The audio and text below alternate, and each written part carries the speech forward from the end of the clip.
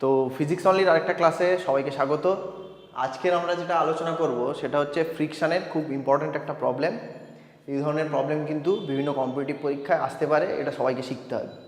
তো দেখে নিই প্রথমে কি বলেছে। এখানে একটা ওয়াল আছে, অবশ্যই রাফ ওয়াল, আর এখানে একটা ব্লক আছে। এবার এই ব্লক আর ওয়ালের মধ্যে যে স্ট্যাটিক ফ্রিকশন কোএফিসিয়েন্ট সেটা 0.8 আর কাইনেটিক ফ্রিকশন কোএফিসিয়েন্ট 0.6, মানে বাংলায় যেটাকে বলবো যে স্থিত ঘর্ষণ গুণাঙ্ক 0.8 আর গতীয় ঘর্ষণ গুণাঙ্ক 0.6। এবারে বাইরে থেকে কোনো একটা এক্সটার্নাল এজেন্ট দিয়ে 20 নিউটন ফোর্সের উপর দেওয়া হচ্ছে, কিন্তু এরকম বলা নেই কোথাও যে হাত দিয়ে চাপা হচ্ছে, মানে এখানে কোনো একটা সারফেসের সঙ্গে চাপ, মানে সারফেস দিয়ে ফোর্সটা দেওয়া হচ্ছে।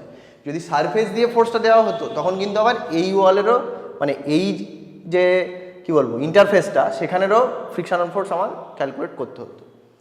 তো এখানে তাহলে যেটা বলেছে যে ওয়াল আছে, 2 কেজির ব্লক আছে, 20 নিউটন দিয়ে প্রেস করা হচ্ছে, আর ফ্রিকশনাল কোএফিসিয়েন্টগুলো এরকম বলে দিয়েছে।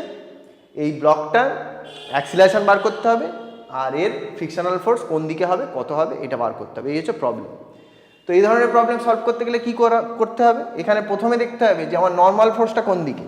নর্মাল ফোর্স টু দ্য ওয়াল, বা ওয়ালের উপর যে লম্বভাবে যে ফোর্সটা পড়ছে সেটা কিন্তু 2 কেজির ওয়েটের জন্য নয়, সেটা শুধু এই 20 নিউটন ফোর্সটা পড়ছে। তাহলে সেটা আমার একটা মিটে গেল ঝামেলা। যেখানে আমার নর্মাল ফোর্স যেটা পড়ছে সেটা R = 20 নিউটন। তাহলে এবারে আমরা তো প্রথমে জানি না যে জিনিসটা মানে অ্যাক্সিলারেট করবে না করবে না, স্থিরও থাকতে পারে, মানে স্ট্যাটিকও থাকতে পারে। তাহলে সেটা চেক করবার জন্য আমাদেরকে আগে দেখতে হবে যে ম্যাক্সিমাম স্ট্যাটিক ফ্রিকশনাল ফোর্স কত, ম্যাক্সিমাম স্ট্যাটিক ফ্রিকশনাল ফোর্স কত হবে। এখানে রিয়াকশানটা যেহেতু 20, তাহলে এফএস ম্যাক্সিমাম বা স্ট্যাটিক ফ্রিকশনাল ফোর্স ম্যাক্সিমাম যেটা হবে সেটা হবে 20 × 0.8 বা 16 নিউটন। তাহলে এবার কি, এবার নিচের দিকের যে ফোর্সটা আছে সেটা হচ্ছে এই জিনিসটার ওয়েট, সেটা কিন্তু ম্যাক্সিমাম স্ট্যাটিক ফ্রিকশনাল ফোর্সের থেকে বেশি। তাহলে আমি কি বুঝে গেলাম যে ম্যাক্সিমাম স্ট্যাটিক ফ্রিকশনাল ফোর্স যদি নিচের দিকে যে ফোর্সটা ওকে অ্যাক্সিলারেট করে নামাবে বা যে ফোর্সটা ওকে সরাবে তার থেকে যদি এই স্ট্যাটিক ফ্রিকশনাল ফোর্সটা যদি বেশি হতো তাহলে ওটা নামতোই না, তখন অ্যাক্সিলারেশন 0 হতো। সেটা ফার্স্ট চেক করতে হবে। তো যাই হোক, এখানে আমরা দেখতে পাচ্ছি যে 20 নিউটনটা বড়, তার মানে এইটুকু আমি বুঝে গেলাম যে এটা অ্যাক্সিলারেট করবে। আর কাইনেটিক ফ্রিকশনটা কখন থেকে নিতে হয়, যেই অ্যাক্সিলারেট করে তখন তার স্ট্যাটিক ফ্রিকশন কোএফিসিয়েন্ট থাকে না, তখন কাইনেটিক ফ্রিকশন হয়ে যাবে। তাহলে ম্যাক্সিমাম কাইনেটিক ফ্রিকশন ফোর্স, বা এখানে কাইনেটিক ফ্রিকশন ফোর্সটা কত হবে, সেটা আমাদের হবে 20 × 0.6 বা 12 নিউটন। তাহলে এই প্রবলেমটাকে যদি আমরা সিম্পলিফাই করে ফেলি, এখানে একটা ব্লক ডায়াগ্রাম দিয়ে যদি আমি সিম্পলিফাই করে ফেলি, এবার মোশনটা তো এদিকে হবে না, মোশনটা আমার এদিকে হবে। তাহলে নিচে আমার আছে 20 নিউটন ফোর্স, যেটা হচ্ছে ওয়েট অফ দ্য পার্টিকেল, আর উপর দিকে এখান থেকে হচ্ছে ফ্রিকশনাল ফোর্স কত হচ্ছে 12 নিউটন।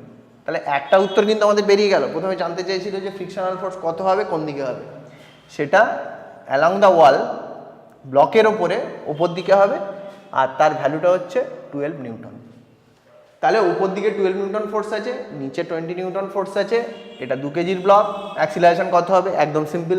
এখানে যদি অ্যাক্সিলারেশন একটা ধরে নিয়ে এ, তাহলে 2a এটা ইকুয়াল টু হবে 20 - 12। কেন না, নেট ডাউনওয়ার্ড ফোর্স 20 - 12, তাহলে আর সেটা হচ্ছে m × a হবে। ma = নেট এক্সটার্নাল ফোর্স, তাহলে নেট এক্সটার্নাল ফোর্স 20 - 12, আর এটা 2 × a, তাহলে a = আমাদের হবে 8 আসবে 4 মিটার/সেকেন্ড স্কোয়ার।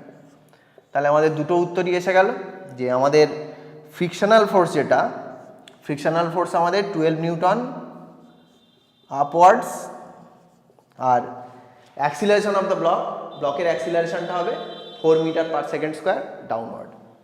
তো এই প্রবলেমটা কিন্তু সিম্পল প্রবলেম, এটা যেই মেন বা নিটের জন্য ঠিক আছে, কিন্তু অ্যাডভান্সের জন্য এত সোজা জিনিস আসে না। কিন্তু কঠিন প্রবলেম করার আগে তো সিম্পল প্রবলেম করতে হবে।